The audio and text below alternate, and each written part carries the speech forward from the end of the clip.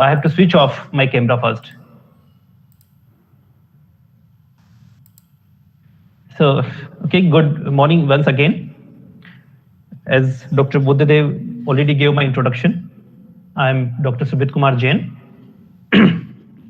and I'm working as an assistant professor in the Department of Mathematics and Scientific Computing at NIT Hamirpur. So, am I audible, everybody? Yes, sir. Yes, Okay, sir. thank you very much. Yes, sir. So, in this today's talk, which has the title Differential Equations for Engineers, I will try to present a systematic and comprehensive introduction to differential equations and its applications, actually, especially to ordinary differential equations for this presentation and for engineering students and practitioners. Differential equations have wide applications in various engineering and science disciplines. In general, modeling of the variation of a physical quantity you can consider such as temperature, pressure, velocity, current, or you can consider voltage also would result in some differential equations.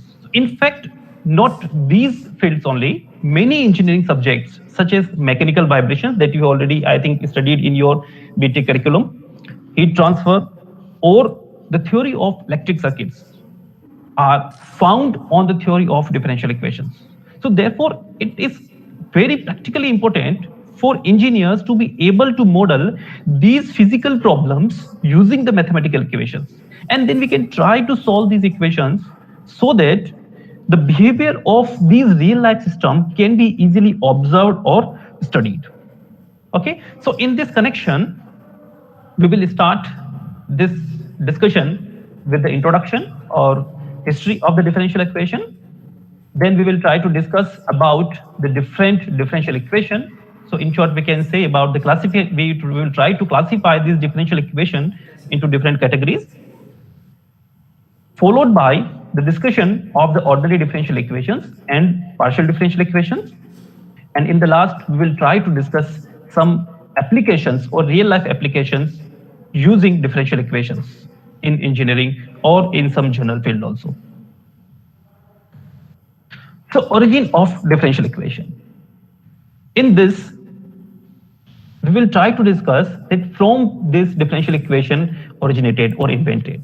So, the differential equation first came into existence with the invention of calculus and independently invented by English physicist Isaac Newton and German mathematician Gottfried Leibniz.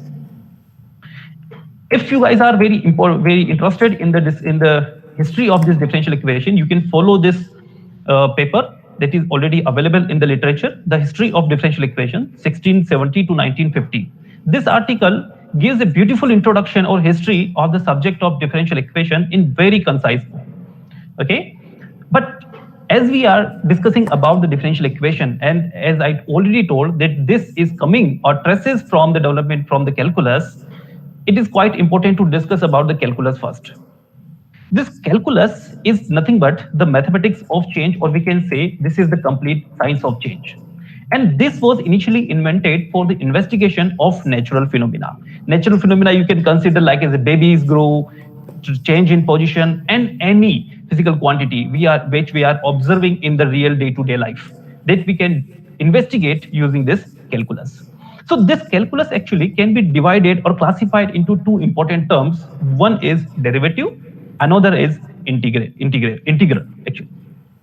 So here the derivative gives the information about that how fast something is changed, whereas the integral gives the information about that how much something is accumulating.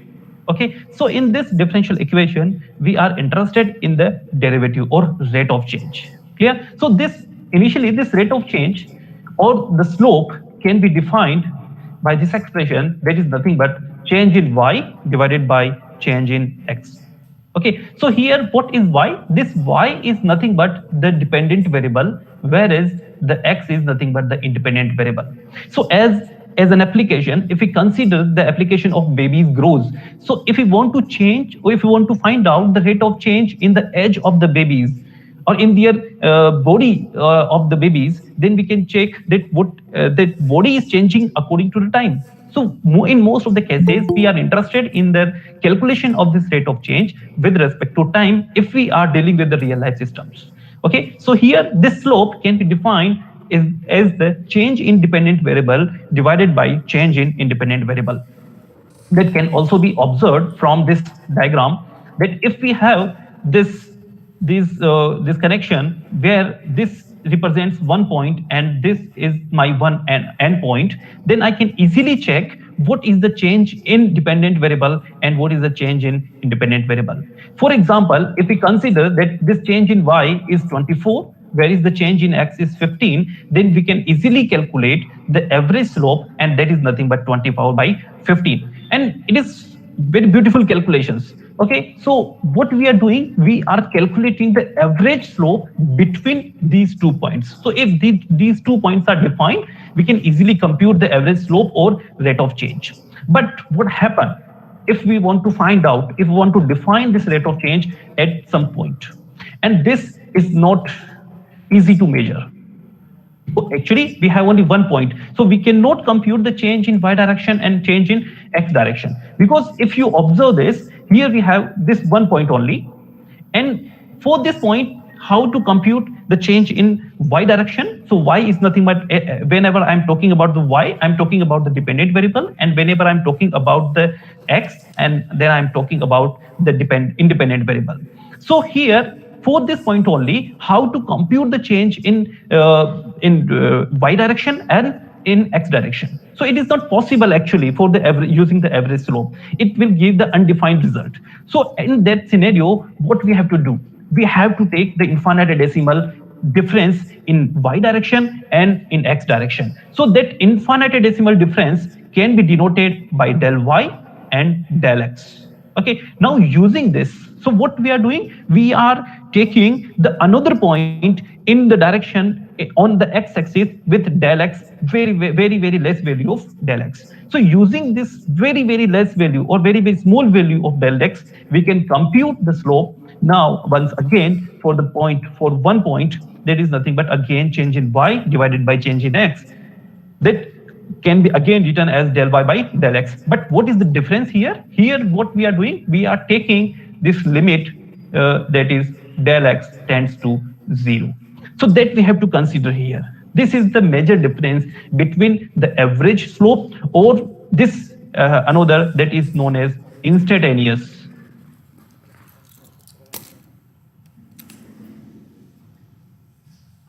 rate of change.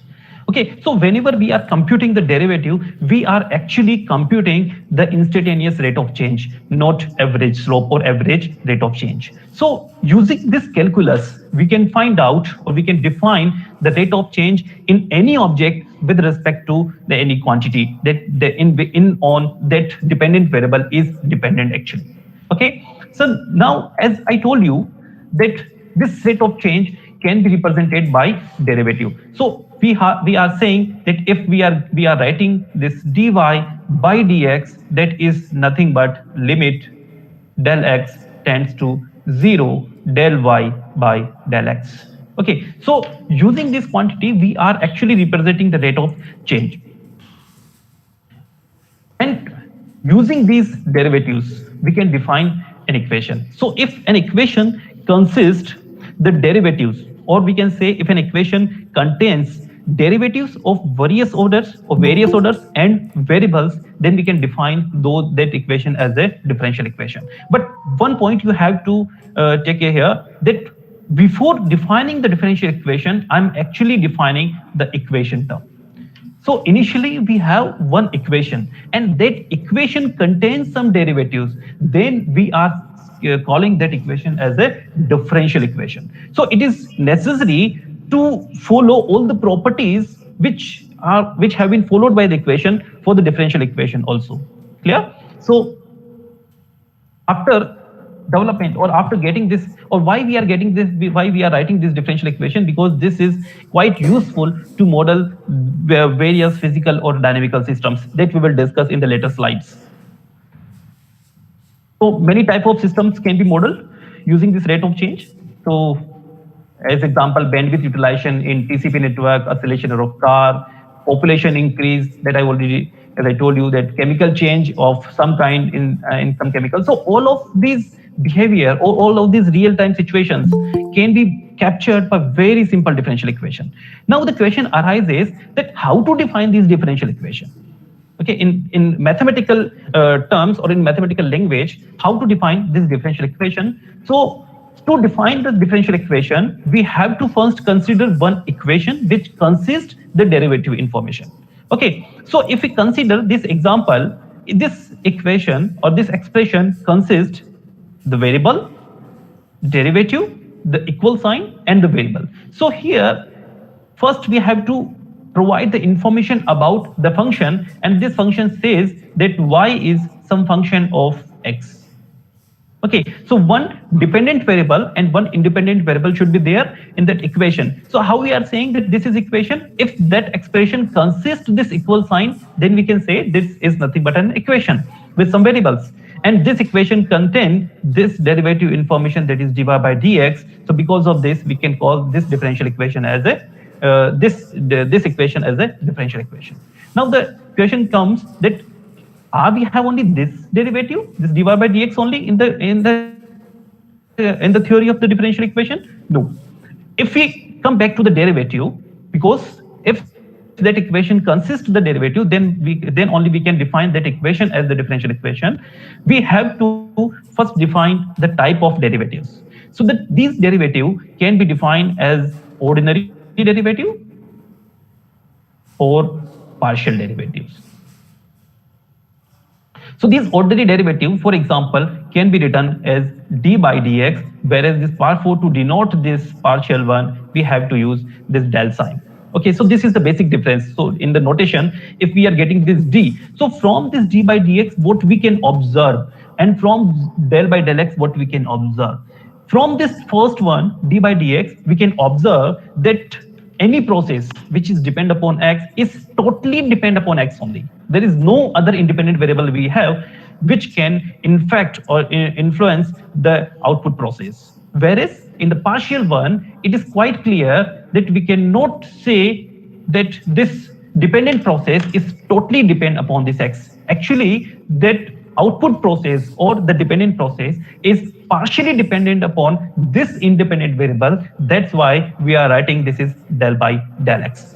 So I think the difference is quite clear between the ordinary derivative and partial derivative, and how to use this ordinary and partial derivatives in the concept of the differential equation. So instead of this equation, if I write that y plus del y by is equal to 5x, so from this equation, I can easily observe that, okay, y is dependent upon x in both equation, but in the first equation, y is only dependent upon x, whereas in the second equation, y is partially dependent upon x. Clear? So like this, we can define the differential equation using or with the help of the derivatives. So this is an example of the different forms of the differential equations. So the first can be defined as a differential equation because it contains the derivative form of the derivatives. And the second is also the differential equation because this consists the differential form of the derivatives. Okay, and this is an equation. So before checking that this equation, though this expression or this given expression is differential equation or not, we have to first check that the given equation or the given expression is equation or not initially. So the first and second are initially equation, and then we can go for the differential equation, that this equation consists of the derivative information or not. If yes, then it is differential equation. These derivatives either maybe ordinary or partial, there is no problem, but we can define those as a differential equation. The third equation is not differential equation, as this cannot contain any derivative information in this. In the last, this equation or this expression, not equation, this expression contained or consists the derivative information, but this is not an equation. So we cannot call this is as a differential equation. Clear? Now, how to classify or how to find out the different categories of the differential equation, and that can be classified based upon different factors. So the based upon the type, based on order, based on degree or linearity, and based on homogeneity, and several factors we have through which we can define the type of the differential equation, or we can find out the category of that differential equation. So we can start with type. So for based upon the type, it means the type of the derivatives, we can define that this equation is ordinary or partial. So what is ordinary differential equation? Ordinary differential equation actually can be defined as a differential equation which involves derivatives with respect to a single independent variable. Okay, so this is depend upon, or the derivatives information is depend upon the single derivative information, whereas for the partial one, a differential equation containing partial derivatives of a function of two or more independent variable is known as partial differential equation. So this is the basic difference between ordinary and partial differential equation. Now, after getting the information about the type of this differential equation, our objective is to find out the order, that what order of this differential equation we have. So this order can be defined by, or we can say there are two technical tools we have to classify this differential equation. One is order and another is degree. So what is order? This order is nothing but the order of the highest differential coefficient, or the power of the highest differential coefficient which involved in the differential equation. Whereas this degree can be defined as the highest derivative, or we can say the power of the highest derivative after removing the radical sign and fractions. And one more thing we have to check in order to compute the degree, we have to check that this differential equation must be a polynomial equation in derivatives. Then we can define that the degree for that equation. So based upon this order, we can define that this equation is of first order, second order, or nth order. For example, if we consider the ordinary differential equation of first order, then we can write this differential equation as x y dy by dx is equal to 0. So by seeing this equation, I can easily say that this equation or this differential equation is nothing but of first order, and this is ordinary differential equation. Similarly, we can write, if we can write this fxy, it is dy by dx, d2y by dx square is equal to 0. So this can be written as the general second order ordinary differential equation, and so on. If we want to write the nth order ordinary differential equation, then we can write this is as xy dy by dx, d2y by dx square, and so on. Nth order derivative with respect to x is equal to 0. So we can provide, or we can check that the given differential equation is of which order by checking the highest order derivative in which is presented in this equation. And for linearity, we have to check the degree. As I told you, the degree is nothing but the power of the highest order derivative. And for the linearity, if we go for the concept of the linearity, we can say that the linearity means that the variable appearing in the equation is raised to the power of 1 only. If it is power is more than 1 for each dependent variable, for each dependent variable or its derivative, if the power is more than 1, then this comes under the definition of nonlinear. So this linear differential equation and nonlinear differential equation can be defined based upon the degree. So for the linear, we can say if all the powers of the dependent variable and its derivative occurs linearly or 1, then we can say it is linear, otherwise it is nonlinear. The next is based upon homogeneity. We can define this differential equation, or we can classify this differential equation based upon the homogeneity also.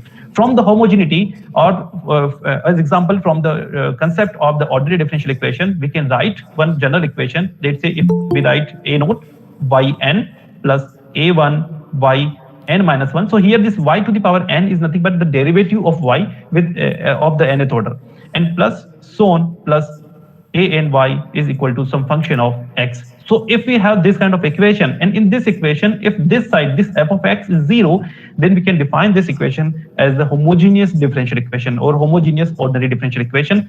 Similarly, if it is non-zero, then we can define this equation as a non-homogeneous ordinary differential equation. We have more things based upon which we can classify this differential equation further. Let's say for we can define that this equation is variable coefficient or constant coefficient. So we can say if it is homogeneous, then we can define further this equation is not homogeneous, this is constant coefficient, and we can define this is as a variable coefficients. Okay, so like this we can further define this differential equation. So from the constant coefficient, my aim is to say about this coefficient, that this a naught, a1 and so on, an are the constant or these are variable. Variable, it means the function of x or function of or the constant value only. So based upon this we can define the different differential equation as ordinary or partial, or the based upon the order, the first order, second order, or the nth order. It is linear or non-linear, it is homogeneous, non-homogeneous, this is constant coefficient or variable coefficient. So now the next question, after the discussion of this different differential equations, the question arises how to formulate this differential equation. So let us consider one example to define the formation or algorithmic process of the formation of differential equation. So let us consider very basic example as the family of a straight line, which can be represented by y is equal to mx, and that can also be observed from this figure or graph of this y is equal to mx, where this m is nothing but the tan theta or the angle. So in order to formulate this differential equation, our objective is to remove the parameters from this equation, and we have only one parameter in this equation, that is m. So as our m is to remove this parameter, we have to go for the derivative. So we have to take the derivative of this equation, and we have to find out this new equation, that is dy by dx is equal to m. If we differentiate this y is equal to mx, then we will get this one, and we can remove this m from or with the help of the given equation, and we can write this is as x dy by dx is equal to y. So this is what, this is our final information. So is this final expression is free from the parameter?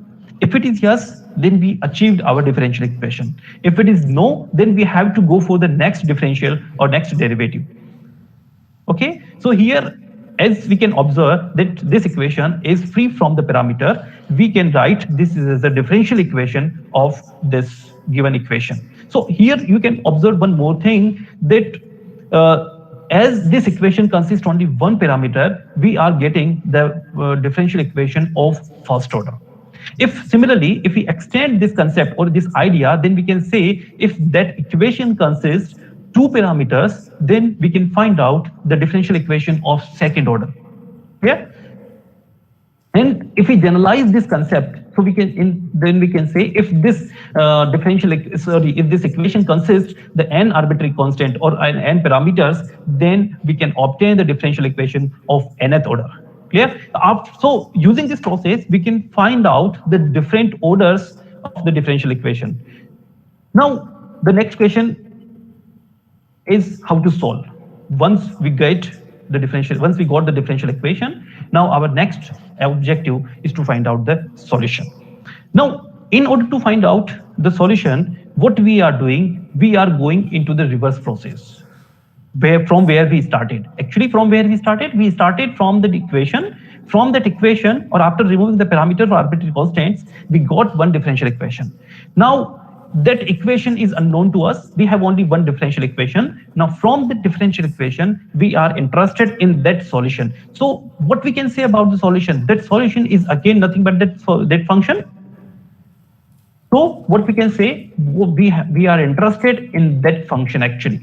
In order to solve this problem, we are interested in that function again. So, how to solve? So for this, we have a lot of methods which are available in the literature of the differential equation. But the problem is coming that is all the differential equations or all the differential equations are solvable? Can we find out the solution for any differential equation? The answer comes no. It is not possible or actually find out the solution for each and every differential equation. Sometimes it is quite complicated to find out the solution for some differential equations. So at that time, we can define this solution process into two categories. If we have the linear differential equation or we have the nonlinear differential equation that can be defined based upon the degree of that particular differential equation. So if that equation is linear differential equation, or then we can find out the analytical solution. Then we can easily find out the analytical solution. The analytical solution, it means that problem is actually solvable. Exactly. We can find out that behavior. But if that problem is non-linear in nature, the main problem is came for this non-linearity. If the problem is non-linear, then we have to look for two options. Two options, it means either we have to go for the linearize, anyhow we have to linearize this problem. If you remember, we will discuss one example for this, that if we have one non-linear problem, then how to linearize this, and after getting this linear form, we can obtain the analytical solution. Okay, and the other thing is, if it is not possible to linearize that non-linear equation, we have to find out the solution using some numerical approach or numerical methods, which will provide the approximate solution. Okay, so in this presentation, I'm not going in that direction of the numerical method, but I'm giving some hint about that. That numerical method is always useful to find out the approximate solution whenever this analytical approach or analytical methods are failed to provide the solution. This numerical method especially classified into two categories: the numerical methods for ordinary differential equations and the numerical method for partial differential equation. Normally, we use the Taylor series approximation for the numerical methods of solution, numerical methods or numerical solution for the ordinary differential equation. Whereas to develop the solution for the partial differential equation, which are non-linear in nature, we have to use finite difference method, finite element method, finite volume method, wavelet analysis. So we have a class of methods, numerical methods, to solve some non-linear problem and to provide the approximate solution of those problems. So in order after solving this, what we are getting actually, if we apply some, let us consider some linear problem this time, and if we have the linear problem, what we are actually getting? So we are getting the solution of this differential equation, and this solution of this differential equation can be defined as the relation between the variable and the arbitrary constant, and this relation does not contain any differential coefficients. Clear? So let us consider one example. If y is equal to hx is the solution, if we consider y is equal to hx is the solution of this given differential equation on some open interval, if hx is defined and differentiable throughout the interval and is such that the equation become an identity if we replace the variable and its derivative by the h or its derivative, then we can say that this is the solution of that differential equation. For example, if we say that y is equal to a cos x minus b sin x is the solution of the differential equation, then so this y is equal to a cos x plus minus b sin x is the solution of this differential equation, we can say that this y should satisfy this differential equation. Y or its derivative should satisfy this differential equation, and the solution contains the arbitrary constant. It does not contain any derivatives or differential coefficients in this expression.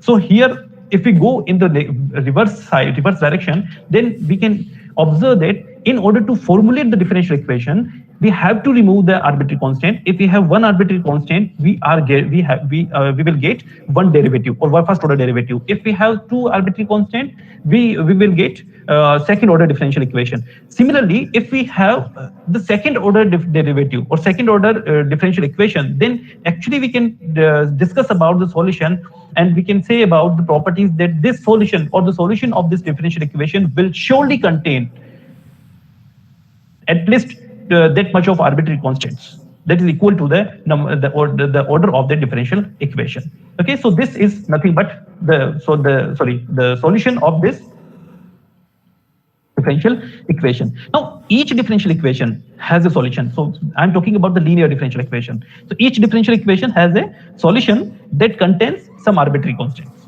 Okay, the solution will contain the arbitrary constant, and these solution can be defined as the general solution. So if if the solution of the differential equation contains the arbitrary constant which are equal to the order of the differential equation is known as the general solution. So the last in the last discussed solution is what we can define as the general solution of this differential equation. But if we put the particular value, or what we can say, what we can define about this general solution, what is the meaning of this the general solution? So geometrically, this general solution of this differential equation is nothing but a a family of infinitely many solution curves, because we can put the value of a and b, we can change the value of a and b, and we can find out the new family of curve for this solution family. So if we put the particular value of this a and b, we can find out the another category of the solution that is nothing but known as the particular solution. So what we are doing, we are choosing some specific value of that arbitrary constant here, and we can write that solution as example 3 cos x minus 2 sin x. So this 3 cos x minus 2 sin x is nothing but the particular solution of this equation, that is d2y by dx square plus y is equal to 0. So like this, we can categorize the solution into two different forms for the linear problem, that is the general solution or the particular solution. Excuse me.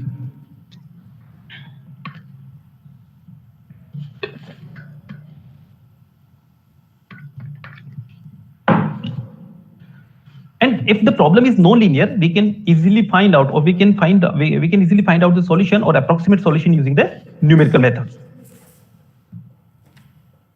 Now, ordinary differential equation. After getting the idea about the different differential equations and the different solution types of the differential equation, I'm very much interested in the discussion of ordinary differential equation. That what is ordinary differential equation, that we already discussed, that this differential equation will contain the derivatives of the dependent variable with respect to only one independent variable.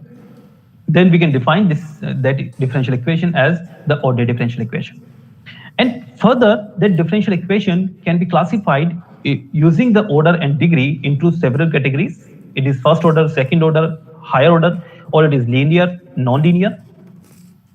So first, we can say it is first order equation. That first order equation can be categorized into two forms. That is, one is linear and the another is non-linear.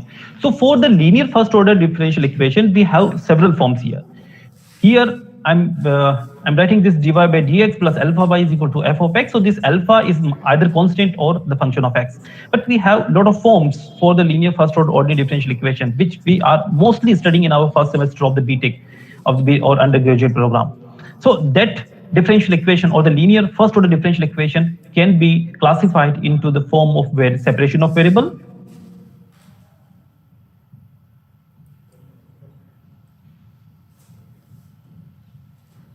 so in which what we have to do, we have to separate the variables, the dependent variables and independent variables, followed by the integration process, and we can find out the solution for that differential equation. The second important approach is if it is homogeneous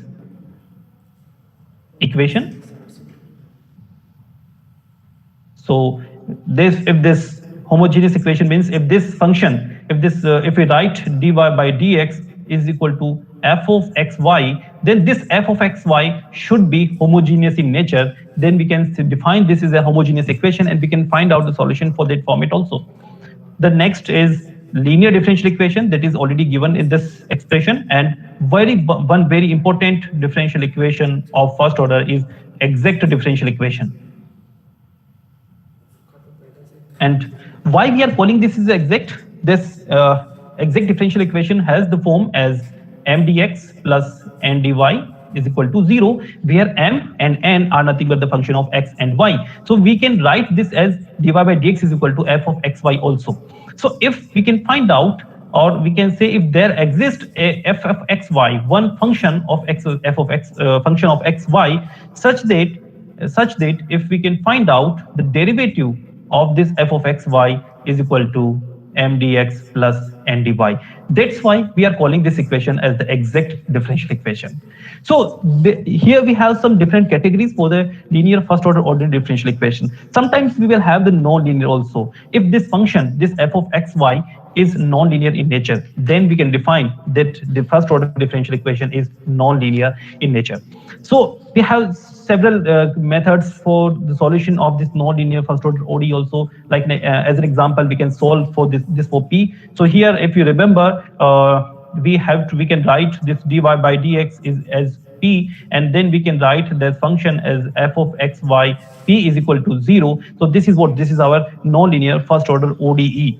If we have this kind of formation for this differential equation, we can rewrite this equation in form of p, that is p is equal to x y, and then we can solve. So this approach is known as the solvable for p. If we write this equation, let's say equation number 1 as x is equal to some function of y and p, then we can say this is nothing but the solvable for x. And if we write this is for y is equal to function of x comma p, then we can write this is as nothing but this expression for, or the form for the solvable for y format. And from the solvable for y, we have one very important equation that is known as the Clairaut's equation in the theory of ordinary differential equations. So along this first order differential equation, we can have the second order differential equations also. So further, these can be defined or classified into the two different categories. That is the second order linear differential equation or non-linear differential equation. So based upon these coefficients, we can define the non-linearity or the linearity of this differential equation. Here, if this p and q are the function of x only, then we can define this is linear, and if these are function of x, y, or its derivative also, then we can define this as a non-linear second order ordinary differential equation. Further, we can also classify this as a higher order equations, but and those can be solved using the theory of the inverse operator, the method of calculus of variation, and undetermined coefficient. So there we have also the class, a class of the methods for the solution. But the very important method to solve that higher order equation is nothing but the reduction to a system of first order equation, and then to find out the solution. And it is quite useful in the real life systems also. We can reduce this higher order equation into the system of first order equations, and then we can solve the system. And at that time, we can use the theory of linear algebra also. Okay, so this is all about the ordinary differential equation. Similarly, we have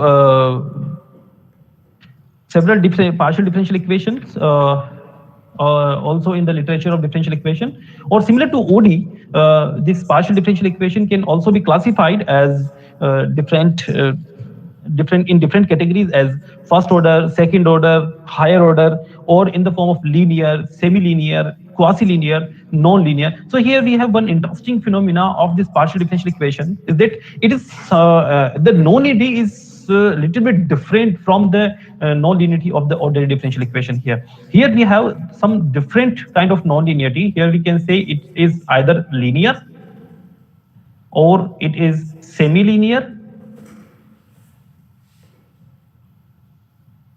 or we can say it is quasi-linear, and it is non-linear. So if we consider one example, that if we have the first order partial differential equation, and that is given as f(x,y,z), p and q. I think you already aware about the notation of the p and q, that what is the meaning of p and q here. P is nothing but the del z by del x, and q is del z by del y. So if this equation is given to us, then we can define this equation as a linear if this p, q, and z are linear in nature. And we already discussed about the linearity, that what is the meaning of linear. If they are called as semi-linear, if p and q are linear, and the p and q are the function of x and y only.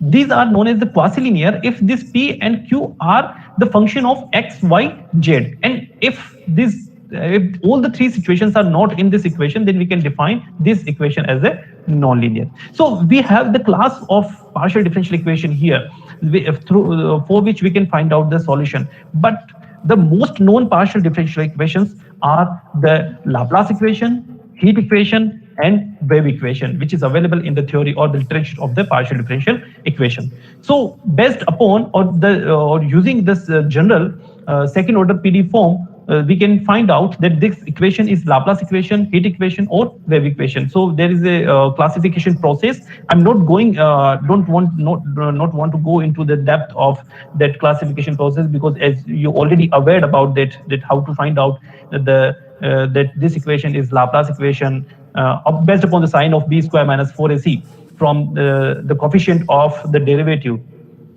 of that second order PDEs, we can easily find out. And these three equations are quite useful in order to determine the characteristics or properties of the real life systems which are available, or which we have used in the real day-to-day life.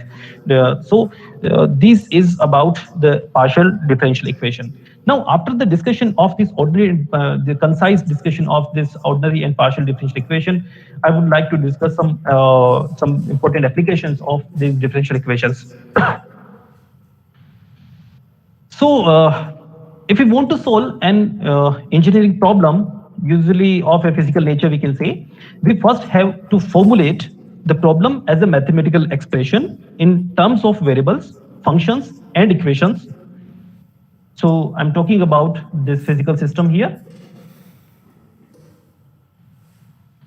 So this process, actually, if we define this process in some expression, then this expression actually is known as the mathematical model. So that the process which we are defining using equation or some functions, variables, is known as the mathematical model.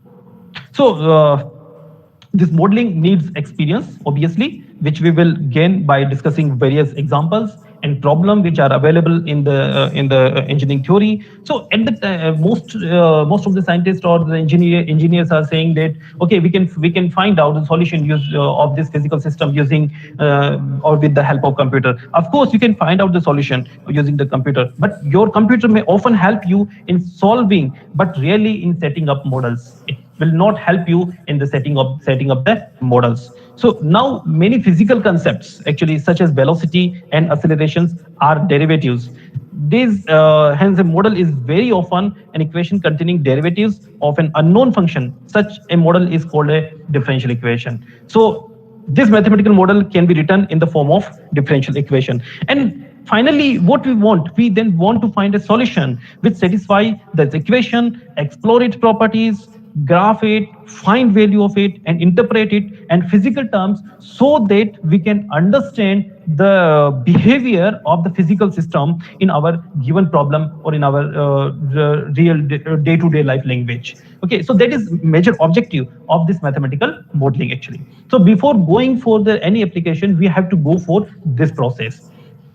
So, however, we can before we can turn to the advanced applications, I first take some basic applications.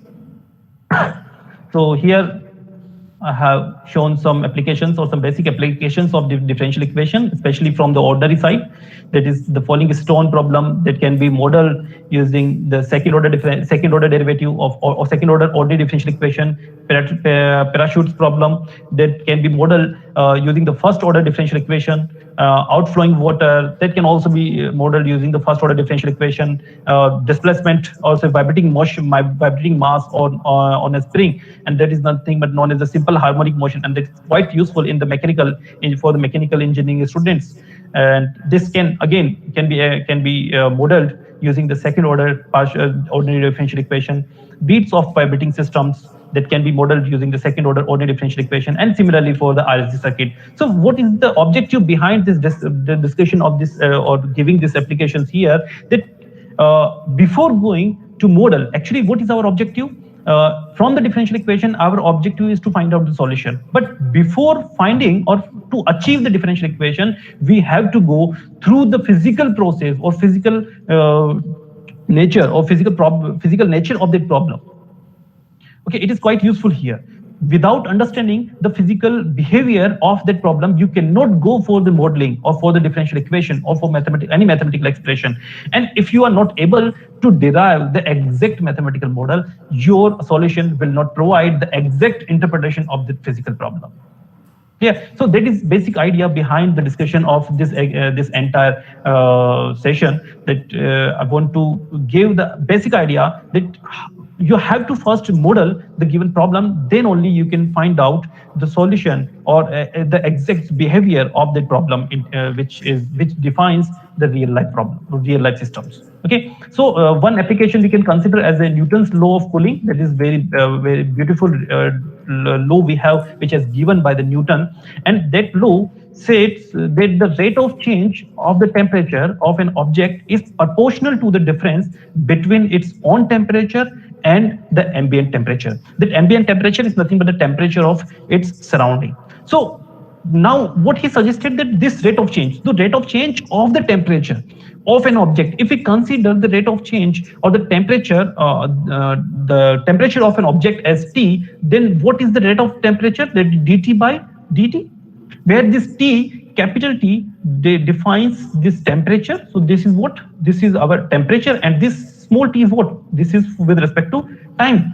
So this law has been given by Newton and state that rate of change of the temperature on object is proportional to the difference between its own temperature. It means T and the ambient temperature. Ambient temperature means temperature of surrounding. If we consider this temperature of surrounding as Tm, let's say if we write this is the Tm, this is the room temperature or any temperature by which, or environmental temperature we can consider. So we can define this as a Tm. So this dt by dt is nothing but equal to the alpha T minus Tm.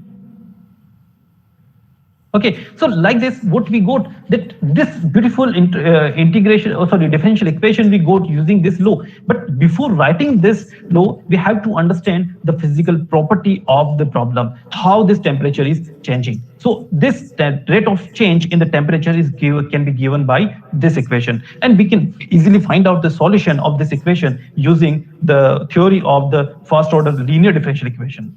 Because of course this is nothing but the linear differential equation of first order, and we can use the very first method, which that is nothing but the separation of variable for the solution of this, and that says that this is nothing but dt divided by t minus tm, and that is alpha dt. And from here we can say that solution is ln t minus tm is equal to e to the power alpha t, sorry, not alpha t, what is this, pardon me,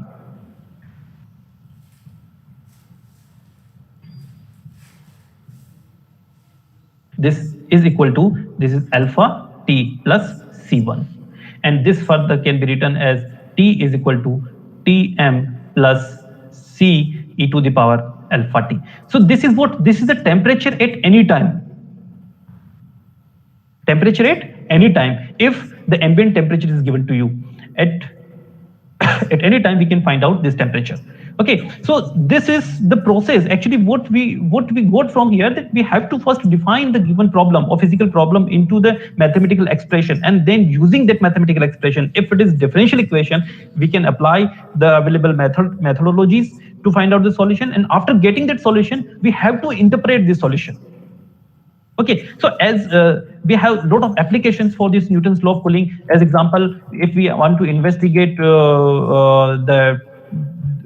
any death of any system or any object or any people also, we can apply this is in the computer manufacturing to find out the rate of the cooling system, how that my system to find out the algorithmic process of the cooling system. We can find out the application in solar water heater. We can calculate the surface area of any object. So we can apply this Newton's law of cooling and in so much applications. So let us consider one beautiful example of this, because this is the time of lunch. So I would like to discuss one delicious example of this Newton's law of cooling, which says that if a chicken is removed from an oven, its temperature is measured at 300 Fahrenheit. 3 minutes later, its temperature is 200 Fahrenheit. So how long will it take for the chicken to cool off to a room temperature of 70 Fahrenheit? So it is given that the room temperature is what? That is our Tm, and that is what? That is 70 is given to us. That unit is same, so we can neglect this unit right now. And when a chicken is removed from an oven, its temperature is measured at 300 Fahrenheit. So when it is removed, this is initial time. Okay, so at initial time, we can say at t is equal to 0, what is the temperature? We can say it is T0, that is what? 300. So what actually we are doing from a physical scenario, we are trying to develop or we are trying to write that physical scenario into the mathematical language. So that is my mathematical language here. So I can write at t is equal to 0, the t naught is what? This is 300. So using this, can we find out the solution? So the problem says, or the Newton's law of cooling says that this is nothing but equal to Tm plus C e to the power alpha t. So using this information, what we can find out? So if we put this, then at t is equal to 0, at t is equal to 0, this is what? This is t0 and this is what? Tm plus C e to the power alpha dot 0.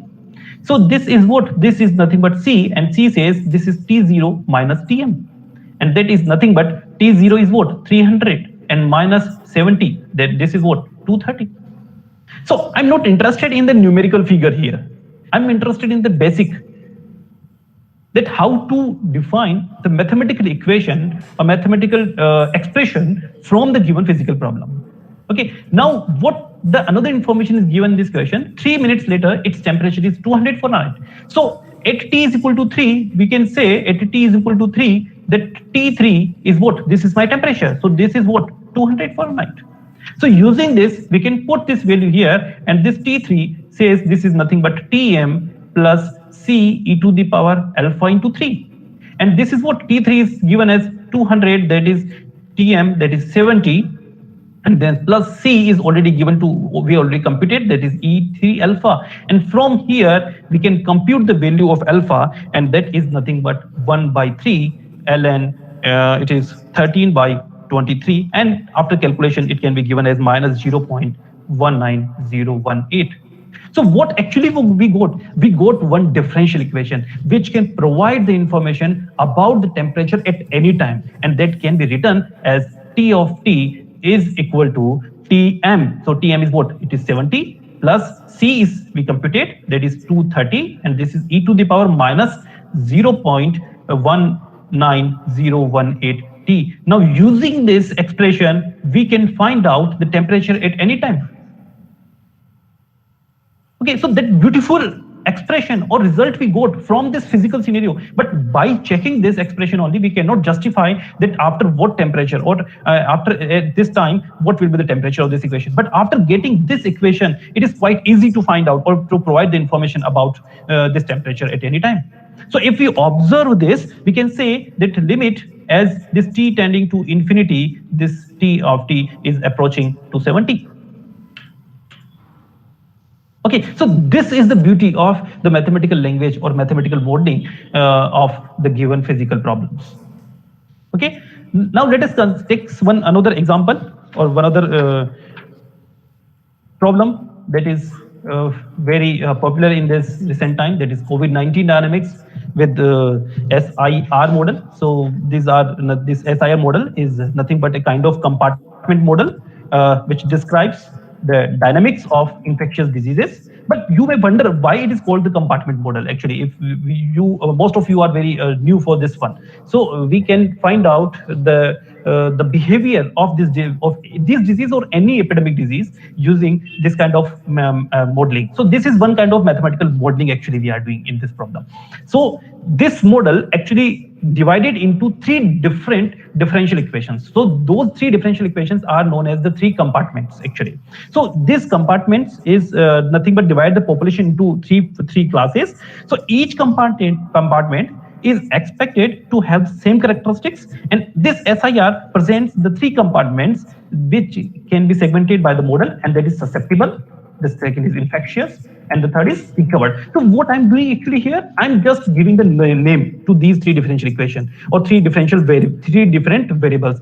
One variable I'm treating as a susceptible, another variable I'm treating as infectious, and the third variable I'm treating as a recovered. So this susceptible is a group of people who are vulnerable to exposure with infectious people. Okay, where they can be patient when the infections happens.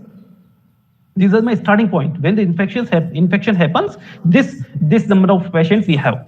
So the group of infectious represents the infected people, and they can pass the disease to susceptible people and can be recovered in a specific period.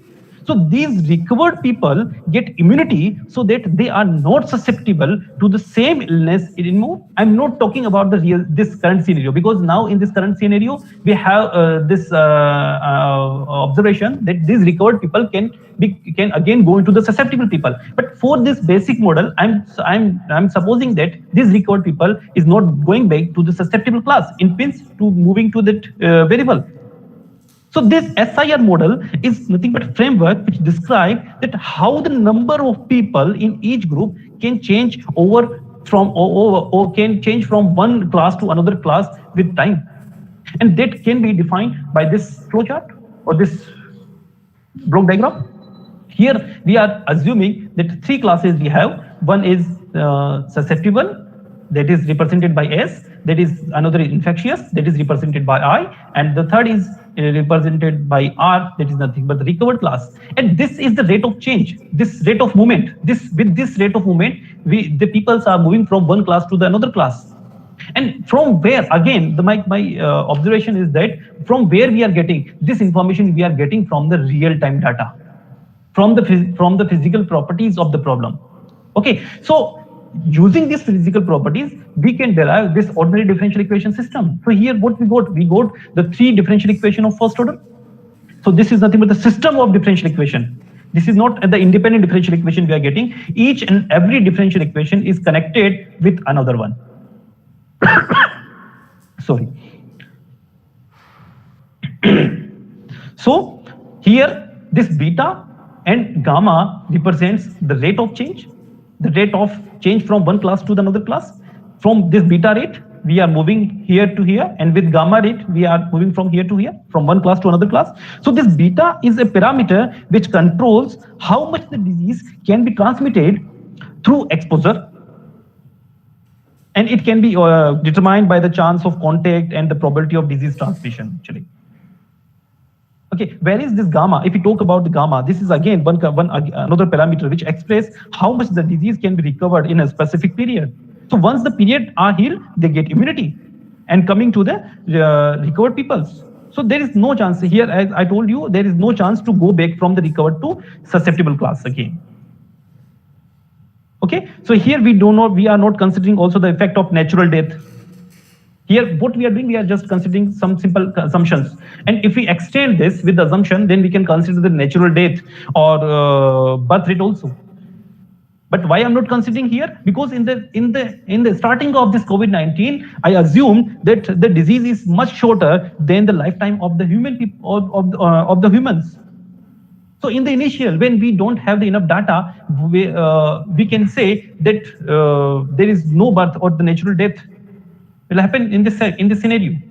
So what I'm again doing, we are trying to formulate or figure out the physical problem, and we are trying to write that physical problem into the form of mathematical language, and then finally we can define in terms of the ordinary differential equation or partial also.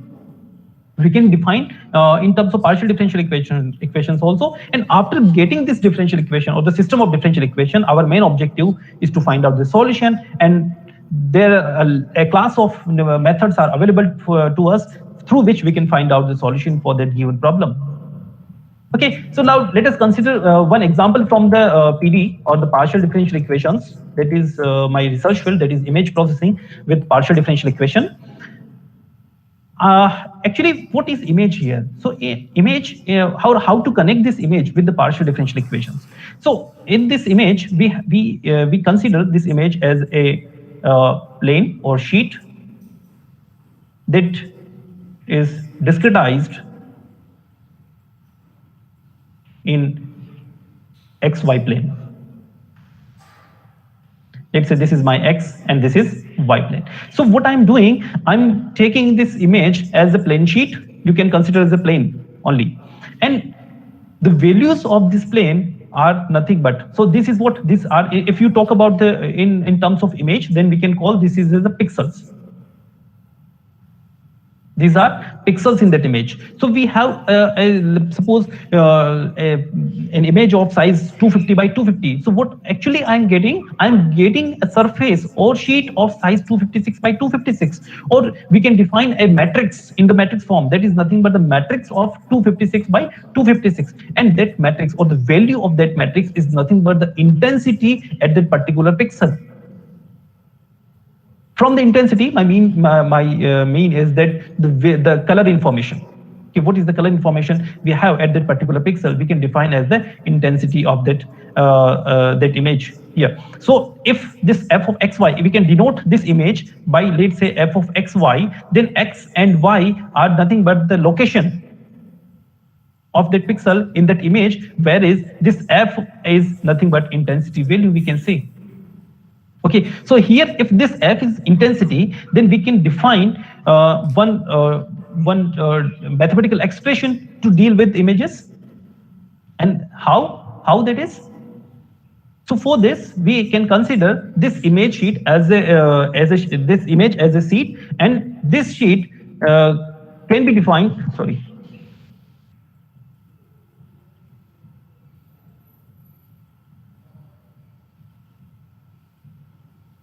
Okay. So this image can be processed using this partial differential equation. Where is this u I'm considering as the image, and this d is nothing but the diffusion coefficient in the heat equation. So if this d is constant, then we can say it is nothing but the isotropic linear diffusion. So we can diffuse the intensity equally or uniformly on the image sheet. Okay, and if it is not if it is linear, it means from the linear, it means if this d is constant, then what we can say, this del u by delta t will become d, and this is heat equation. So this is my linear heat equation. So we can write, if this is or this image is nothing but lies in the 2 dimension, then we can write this del u as d del 2u by del x square plus del 2u by del y square. So this is nothing but the 2-dimensional heat equation we get. So this process, if we apply this process, so here what I'm evolving the image itself with the time, with respect to the space, that is x and y. And if it is this diffusion coefficient is constant, then we can define this is as an isotropic linear diffusion. And if it is not, then we can define this is an anisotropic diffusion. And the property says that if this d is depend upon the image itself, it is not constant now. If it is depend upon the image itself, so this can be defined as anisotropic diffusion. But in the isotropic, we got linear equation, that is linear partial differential equation. But in anisotropic case, what we got the non-linear equation. So for this non-linear equation, the solution or the analytical solution is not always possible. As I told you, what we have to do, we have to go for the numerical methods, that is such as finite difference method, finite element method, or finite volume method. Clear? So if we observe, if we want to observe this, then we can take this experiment that on this image I applied the linear heat equation, and as the time is increasing, this intensity information is diffusing actually. Okay, so as the time is increasing, this diffusion, or you are getting less information of that image, and this image is going to smooth. So this process is known as image smoothing.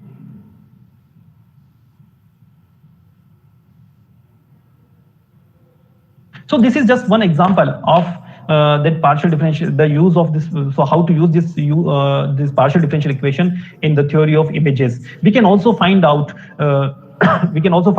the edge information. We can enhance the intensity of that image, and we can do a lot of pre-processing for this images using the partial differential equation, or we can reduce this to the ordinary differential equation, and then we can find out the solution. So this is actually some applications, as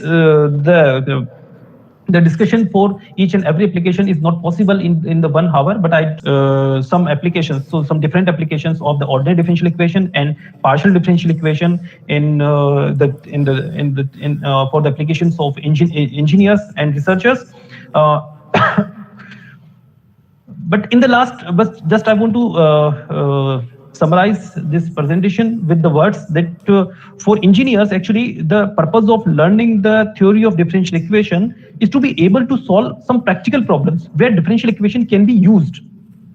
For engineering student, it is more important to know the applications and techniques for solving application problem than to delve into the nonsense of these mathematical concepts and theorems. Actually, if you know the appropriate applications, then these applications will motivate you to study the mathematical concepts and techniques. Okay, however, but it is much more challenging to model an application problem. Really, it is quite complicated using these physical principles and then solve the resulting differential equation, and then it is to merely carry out mathematical exercises. Okay, but you have to keep on increasing your knowledge with by the discussion of the different applications, and then you can easily find out, or then you will be able to find out the mathematical model in terms of differential equation, which can solve your real life problems of engineering, which we use, or day-to-day real life problems. So with these words, I want to complete my presentation or this talk. Thank you.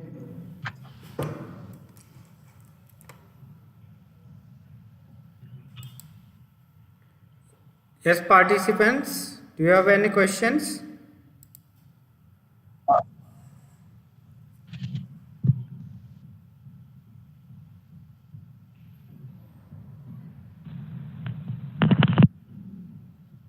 Yes, Sakshi? No, sir, no question. Okay. Thanks a lot, Suvit sir, for giving such a nice Thank you. Welcome, sir. presentation and explaining in detail the applications of differential equation, including mathematical model in epidemic diseases. Thanks a lot, Suvit sir. Okay, welcome, sir. And thank you, participants, Thank for you, sir. hearing me with Thank you, questions. sir. Thank you a lot. Yes, yes, Ashish, do you have any question? Thank you, sir. Thank you, sir. Thank you a lot. Thank you, sir.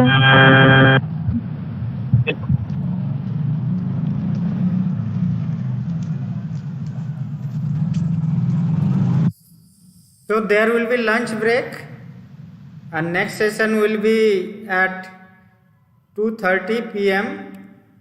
and that session will be the last session of this workshop.